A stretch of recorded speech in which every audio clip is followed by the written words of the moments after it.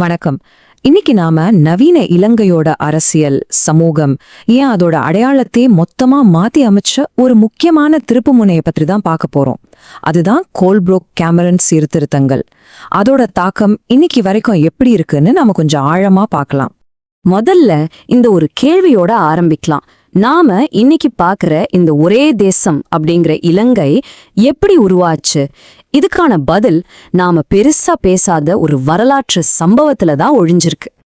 கேட்டா கொஞ்சம் ஆச்சரியமா இருக்கலாம், ஆனா இதுதான் நிஜம். 1833க்கு முன்னாடி இலங்கைங்கிறது ஒரே நாடா இல்ல, அது பல துண்டுகளா நிர்வகிக்கப்பட்ட ஒரு தீவு.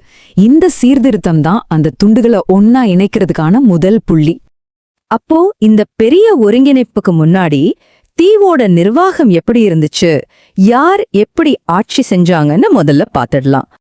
பிரிட்டிஷ்காரங்க ஆரம்பத்துல இலங்கைய ஒரே நாடா ஆளவே இல்ல. அவங்க இந்த தீவை 4 தனித்தனி நிர்வாக பகுதிகளா பிரிச்சு வச்சிருந்தாங்க. கொழும்பு, காலி, யாழ்ப்பாணம், அப்புறம் கண்டி. ஒவ்வொன்றுக்கும் தனி சட்டம், தனி நிர்வாகம்னு தனித்தனியா தான் இயங்கிட்டு இருந்துச்சு. இப்படி சிதறி கிடந்த இந்த நிர்வாக அமைப்பை மாத்தணும்னு தான் ஒரு கமிஷனை நியமிச்சாங்க. இந்த கமிஷனோட பரிந்துரைகள் தான் இலங்கையோட தலையெழுத்தையே மாத்தி அமைச்சுது. அதுதான் கோல்ப்ரூக் கேமரன் சீர்திருத்தம். 1833. இந்த வருஷத்தை நல்ல ஞாபகம் வச்சுக்கோங்க. இதுதான் நவீன இலங்கையோட வரலாற்றிலேயே ஒரு முக்கியமான டேர்னிங் பாயிண்ட். கோல்ப்ரூக் கேமரன் சீர்திருத்தங்கள் அதிகாரப்பூர்வமா நடைமுறைக்கு வந்த வருஷம் இது. இந்த சீர்திருத்தத்தோட முக்கியமான விளைவே இதுதான். சரித்திரத்துல முதல் முறையா தனித்தனியா இருந்த இலங்கை ஒரே நிர்வாகம், ஒரே நீதித்துறைங்கிற ஒரு குடைக்கு கீழே கொண்டு வரப்பட்டுச்சு. சரி, நிர்வாகம் ஒன்னா சேர்ந்தாச்சு. ஆனா இந்த புதுசா உருவான ஒன்றுபட்ட இலங்கைய நிர்வகிக்க ஒரு அரசியல் அமைப்பு வேணும் இல்லையா? அப்போதான் சட்டவாக்கல் சபை உருவானது. இதுல என்ன ஸ்பெஷல்னா, முதன்முறையா உள்ளூர் பிரதிநிதிகளுக்கும் இடம் கொடுத்தாங்க. வாங்க அத பத்தி பாப்போம். இந்த புது சபையோட அமைப்பை பார்த்தாலே பவர் யார்கிட்ட இருந்துச்சுன்னு நல்லா புரியும். சபையில மொத்தம் 16 பேர். அதுல 10 பேர் பிரிட்டிஷ் அதிகாரிகள். மீதி இருந்த 6 பேர் மட்டும்தான் உத்தியோகபூர்வமற்ற உறுப்பினர்கள். அப்போ உண்மையான அதிகாரம் யார் கையில இருந்திருக்கும்னு நீங்களே யோசிச்சு பாருங்க. சரி, அந்த 6 பேர் யாருன்னு பார்த்தா அதுல 3 பேர் ஐரோப்பியர்கள்.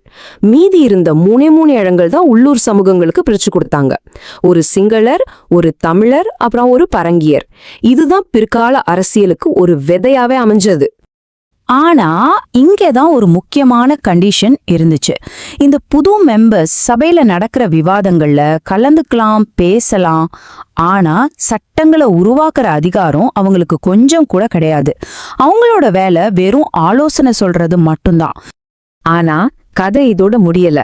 சும்மா பேருக்கு உருவாக்கப்பட்ட இந்த பிரதிநிதித்துவம் காலப்போக்குல எப்படி மாறுச்சு, இன்னைக்கு வரைக்கும் இலங்கையோட அரசியல்ல தாக்கத்தை ஏற்படுத்துற ஒரு முக்கியமான கான்செப்டை இது எப்படி அறிமுகப்படுத்தியது, அத பத்தி தான் இப்ப நம்ம பார்க்க போறோம். ஒரு 50 வருஷத்துக்குள்ளேயே நடந்த மாற்றத்தை கொஞ்சம் பாருங்க. 1889ல உத்தியோகபூர்வமற்ற உறுப்பினர்களோட எண்ணிக்கை 8ஆ உயர்ந்தது. ஆனா அதை விட ஒரு சுவாரஸ்யமான விஷயம் என்னன்னா, சிங்களர்னு பொதுவா இருந்த பிரதிநிதித்துவம் இப்போ கரையோர சிங்களவர், கண்டி சிங்களவர்னு 2ஆ பிரிக்கப்பட்டுச்சு. அது மட்டும் இல்லாம புதுசா முஸ்லிம் சமுதாயத்துக்கும் ஒரு இடம் ஒதுக்கப்பட்டுச்சு. இப்படி ஒவ்வொரு சமூகத்துக்கும் தனித்தனியா பிரதிநிதித்துவம் கொடுக்கிற இந்த சிஸ்டத்துக்கு ஒரு குறிப்பிட்ட பேர் வச்சாங்க.